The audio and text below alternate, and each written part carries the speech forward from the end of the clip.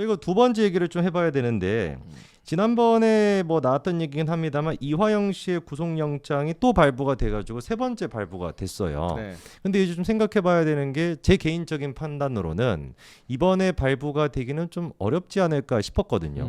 1년이 지금 뭐 거의 구속돼 있는 상태에다가 약간 네. 괘씸죄가 적용된 것 같아요. 아, 괘씸죄가. 그 사법 지연과 재판 방해에 대해서 네네. 재판부가 좀 열받은 것 같아요. 판사도 사람인데 그렇죠. 열받죠. 이화영 배우자가 갑자기 뭐 변호인 사임 시킨다고 이화영 측 변호인 중에 한 명은 코빼기도 안 비치다가 나와서 네. 재판 받는 도중에 사임서 던지고 나갔거든요. 그러니까 그렇죠. 말도 안 되는 일들이 워낙 많이 일어나니까 재판부가 좀 열받은 것 같고 그것을 곧 증거 인멸의 우려로 본 것 같아요. 그렇죠. 이 정도로 집요하게 사법 방해를 하면. 근데 그걸 누가 시켰겠어요? 이재명이 시킨 거지. 당연히 이재명이 시켰겠죠. 그러니까 이재명 구속 안 된 게 생각할수록 말이 안 되는 건데 아무튼 그런 것이 작용했고 이화영은 이화영대로 구속영장이 또 발부된 데 대해서 지금 삐져서 네. 재판을 거부하고 있습니다. 그러니까요. 그리고 재판 기피 신청을 했는데요. 네. 이게 재판부 기피 신청이라는 건 어떻게 하느냐?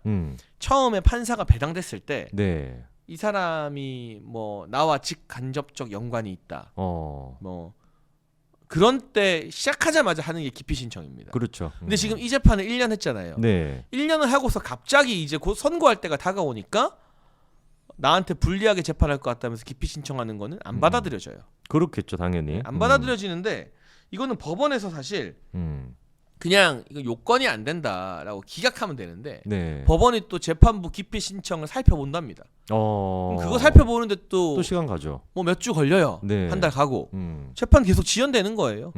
이게 모든 재판을 어쨌든 최대한 늦게 해서 이재명에 대한 선고를 3심 확정을 네. 이재명은 1심, 2심 유죄돼도 눈 하나 까딱 안 할 거예요. 그렇겠죠. 3심만 안 나오면 된다는 마인드일 겁니다.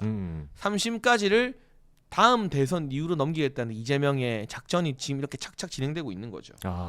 재판관 입장에서도 당연히 알 것 같은데 이런 분위기를 이런 식으로 또 기피 신청을 하게 되면은 이것도 좀 괘씸죄가 추가될 수도 있고 그리고 아까 얘기하신 것처럼 기피 신청을 하겠다라고 한다면 김선수 저희 이제 그 체제가 될 거다라고 말씀드렸는데 김선수 같은 경우도 과거에 이재명 대법원에서 자기가 기피 신청을 했었죠. 관련된 이제 그 사안이 있다고 변호를 했었다는 이유로 최강욱 또한 마찬가지로 기피 신청을 했었습니다. 김선수가 최강욱이랑 같이 뭐 옛날에 뭐 또 뭐 한 게 있다 그래가지고 근데 이런 경우처럼 이화영 씨가 누가 보든지 간에 지 구속시켰다고 삐져가지고 기피 신청한 거를 재판부가 검토한다라는 것도 좀 웃기네요. 그러니까 그냥 기각시키면 되는 거예요. 검찰 말이 그거예요. 이거는 기피 신청 요건에 해당하지 않으니 네. 그냥 기각하라라고 요청했는데 법원이 이걸 또 들여다본대. 그 자체가 지금 법원이 상당히 편향된 어떤 증거 아닌가 그렇죠. 싶은 거죠. 그럼 이화영 씨가 어쨌거나 지금은 최근에 나왔던 보도도 그렇고 이재명 대표한테 불리한 진술들을 이어가고 있는 상황이잖아요. 그리고 이제 뭐 옥중 편지 같은 게 공개가 돼가지고 입장을 바꿨다 뭐다 이런 얘기가 있었지만 결국 이화영 씨가 추가적으로 얘기했던 건 나 입장 바꾼 적 없다. 그게 이제 뭐 사후 보고가 아니라 뭐 사전 보고 뭐 이런 식으로 이제 뭐 말이 좀 바뀐 것뿐이다라고 이제 했는데 이런 식으로 재판 기피하고 하면은 앞으로 좀 이화영 씨가 이재명한테 유리할 수 있는 진술을 할 수도 있겠네요. 그렇죠. 이화영은 좀 오락가락해요. 사실 진실을 말하려다가 겁을 먹고 뭐 협박과 사법 방해에 당해서 또 시간을 질질 끌고 하다가 지금은 또 심리가 어떻게 변하는지 모르겠어요. 근데 중요한 건 이화영의 진술이 오락가락해지면 재판부는 이화영 진술 자체를 안 믿게 될 겁니다. 그렇죠. 진술 신빙성을 인정하지 않게 되면 증거와 여러 다른 사람의 진술 가지고 판단하면 이화영에 대한 유죄는 거의 확정적인데 문제는 이재명에게까지 영향을 미치느냐 아니냐는 좀 더 지켜봐야 되는 거죠. 이화영 씨 같은 경우는 거의 이제 재판은 100% 유죄일 텐데 그리고 그것뿐만 아니라 사실 뭐 이재명 본인 스스로도 1심, 2심까지도 거의 다 유죄가 나올 게 뭐 확실시되고 있는데 원하는 바는 아까 얘기하신 것처럼 대법원까지 그냥 끌자. 그래가지고 자기가 그 사이에 대통령 선거까지 또 나가가지고 대통령이 되겠다. 이런 그냥 목적인 것 같아요. 그래서 지난번에 대장동 재판 나갔을 때도 정진상이 당한 거다 뭐 이런 식으로 그냥 뭐 밀어붙이더라고요. 자기는 뭐 아무것도 모르고. 이번에 정진상이 한 건 내가 한 게 아니다. 이화영이 한 건 내가 한 게 아니다. 다 그 밑으로 책임을 다 미루고 있고. 그렇죠.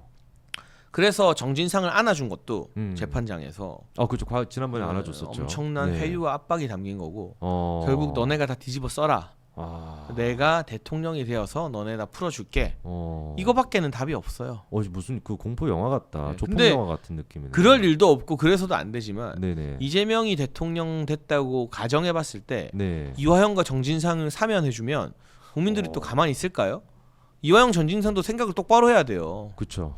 근데 지금 보면은 기세로는 개딸들이 완전히 정신이 좀 이상한 사람들이 많다 보니까 사면해줘도 뭐 문제 없지 않을까요, 진짜? 그럴 수도 있고. 근데 그런 꼴을 안 보려면 이재명에 대한 재판을 빨리빨리 진행시켜야죠. 그러니까 아까 이제 저희가 첫 얘기랑도 이어지는 게 사실 최대한 다음 그 저희가 총선에서 승리를 좀 거둬야 일단 과반은 차지를 해야 이런 진짜 말도 안 되는 사법 지금이 이제 뭐 만행이 됐거나 이런 것들을 막을 수가 있는 건데 약간 좀 국민의힘 내부적으로는 뭐랄까요, 좀 위기 의식 같은 게 좀 부족한 느낌이 좀 들다 보니까 더 좀 아쉬운 느낌이 있습니다. 이화영 씨가 이번에 그 변호인이 재판 기피 신청을 했었을 때 이유를 보니까 판사가 편향됐다 뭐 이런 얘기를 하더라고요. 그건 말이 안 되는 거예요. 그랬으면 진작 일찍 기피 신청을 했어야 되는 거고. 그렇죠. 뭐 이런 반응이 이제 받아들여지지 않게 되면 해당 판사가 선고할 때 이화영에게 불리하게 작용할 가능성이 있죠. 그러면 지금 이화영 씨가 이렇게 오락가락하고 있는 와중에 저희 입장에서는 뭘 도대체 해야 되고 뭘 도대체 관심을 좀 가져야 될까요? 뭐 할 수 있는 게 없나요? 일단 재판부에서 첫 번째 주제로 나왔던 위증교사 병합 같은 걸 못하게 막아야 되고 공직선거법이나 위증교사처럼 비교적 신속하게 진행 가능한 재판은 속도를 빨리 높여서 판결을 빨리 내려라라는 정상적인 압박을 가야 됩니다. 그리고 대법원장 후보자 정말 누가 봐도 흠결 없는 사람 내세워서 민주당이 발목 잡았을 때 역풍이 불게 만들어야 하는 거고요.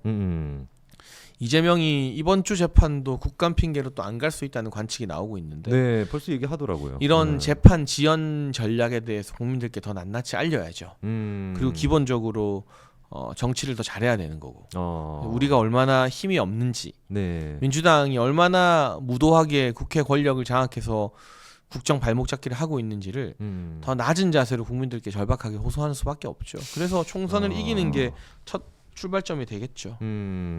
그래서 이제 말씀해 주신 것처럼 좀 상대적으로 쉬운 사건들 뭐 지금 이제 위증교사 같은 경우도 금방 나올 수가 있고 선거법 위반도 작년 9월에 기소가 되고 아직도 1심 판결이 안 나오고 있으니까 선거법 위반 문제 같은 경우도 김문기 씨 모른다라는 거랑 백현동이 무슨 뭐 박근혜 정부 협박 때문에 했다라는 것도 금방 끝날 문제인 것 같은데 아직도 안 끝나고 그건 뭐 이제 빨리 끝내야 되고요.